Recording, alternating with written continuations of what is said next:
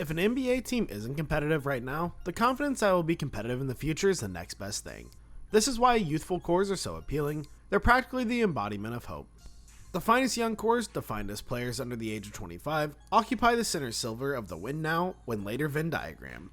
Those at the top of our list will already have achieved significant success while still maintaining upside that signals even more successes on the way. Balancing existing potential against future growth prospects is a case of apples and oranges.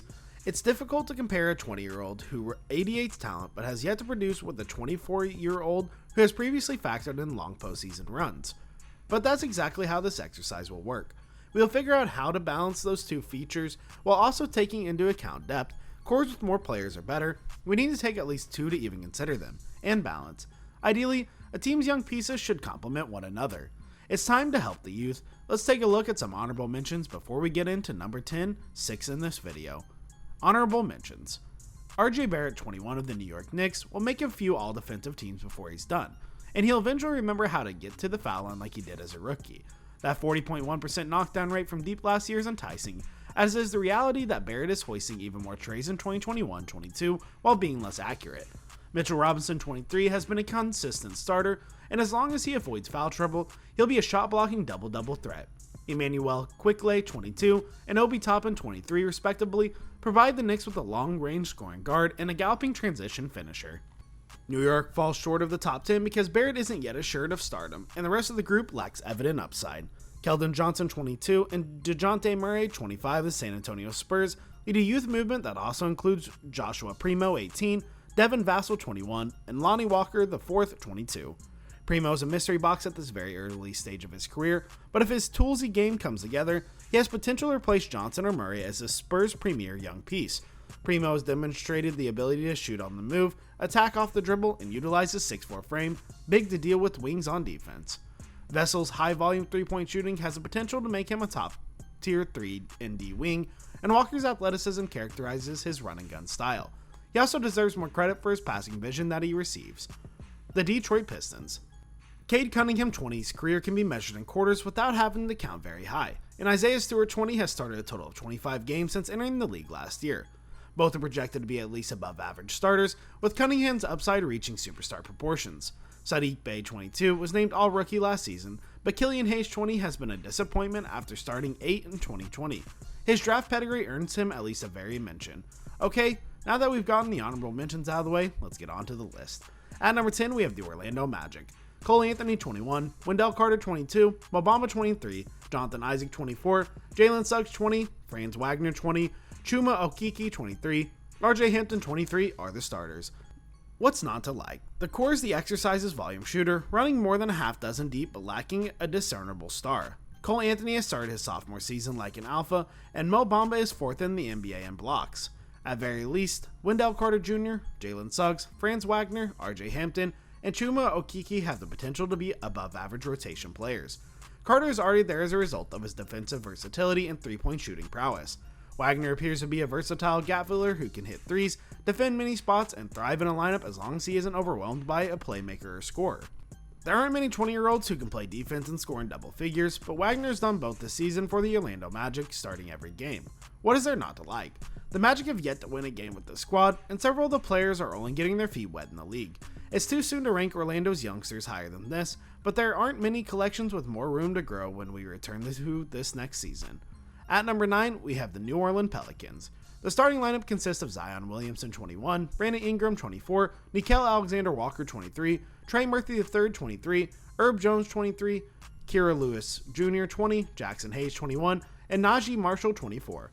What's not to like? Last season, Zion set a record for efficient scoring, becoming the only player in the league history to score at least 27 points per game while shooting more than 60% from the floor. He's a one-of-a-kind attacking dynamo, potentially capable of carrying a team's offense of his own. Brandon Ingram is highly qualified second fiddle, who has already made an all-star appearance. He performed well enough to be considered for a second trip last year. Ingram, who is on track to average more than 23 points per game for the third consecutive season, could take a significant stride forward by becoming more of a defensive factor. What's not to like? There is no precedent for a player of Williamson's stature, 6'6", 284 pounds in the NBA.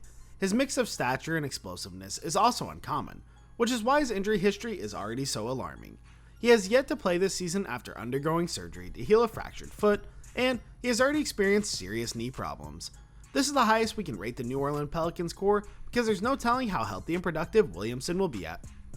His chemistry with Ingram, who thrives when he's on the ball, is also subpar. Neither of them have yet to defend themselves. Finally, we were thorough in our rundown of the New Orleans 25 and under players, but we could have stopped after Williamson and Ingram. The other members of the youth brigade have yet to establish themselves as winning players. The Pels' league worst record reflects that. At number 8, we have the Toronto Raptors. OG Anunoby 24, Scotty Barnes 20, Gary Trent Jr. 22, Precious Achiuwa 22, Delano Banton 22. What's there to like? The Toronto Raptors might not have made the list at all if Scotty Barnes hadn't shown himself as a two-way difference maker immediately early. The number 4 pick in the 2021 draft already has veteran hoops IQ, as confirmed by none other than Kevin Durant, and the fears about his jump shooting were exaggerated.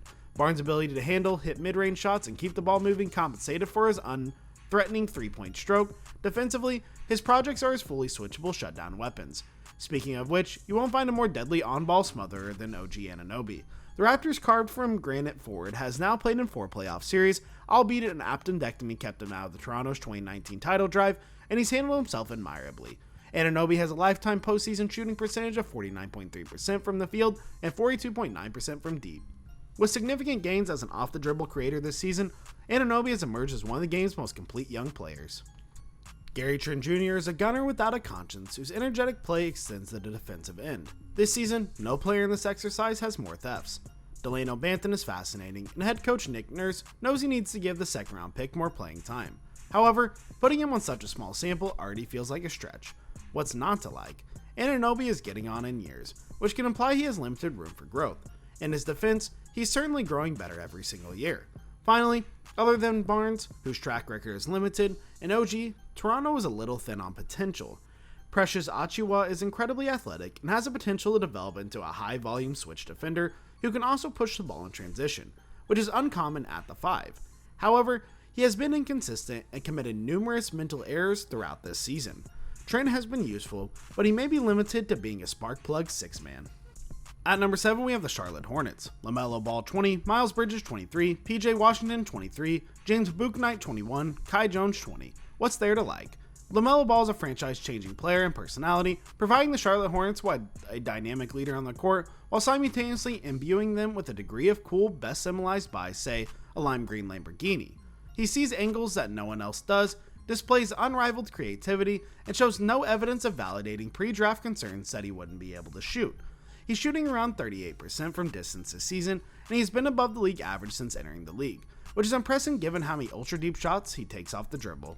Bridges has been Charlotte's top player this season. He's improved his ball handling ability and greatly improved his below-the-rim finishing, particularly with what was formerly his poor right hand. Supercharged athleticism is now one component of a more comprehensive offensive package. It's impossible to focus on anything else when Bridges can do things like this, but he's no longer just a dunker. He's a strong contender for the most improved player and deserves it. And at number 6, we have the Miami Heat. Bam Adebayo 24, Tyler Herro 21 are the core players. What's not to like? Bam Adebayo is the type of modern big man to whom every draft prospect with size and even a smidgen of guard abilities gets compared, which speaks volumes to how valuable he really is. Adebayo was an all-star in the age 22 season 2 years ago, and has already made 2 defensive all-teams due to his excellent switchability. Despite having Kyle Lowry on his team, Adebayo averaged more than 5 assists per game last year and the year before. He can serve as a hub at the elbows, dribbling past traditional bigs or picking up cutters. His growing mid-range foreshadows 3-point range at some time in the near future. Adebayo was a key ingredient in the Miami Heat's 2020 run to the finals, along with Tyler Herro, who was breaking out and would earn 6th Man of the Year if voting were held today. Herro established playoff rookie records, and Adebayo led to one of the postseason's strongest defenses, producing highlight plays of actual significance. Both have already won important games, and both are on the rise, with Herro's breakout demonstrating that he's only getting started. What is there not to like? Well, unless you're a big admirer of Max Strush 25, Gabe Vincent 25, or KZ Akapala, Herro and Adebayo are Miami's only young core players. This is the highest we can place a 2-man operation.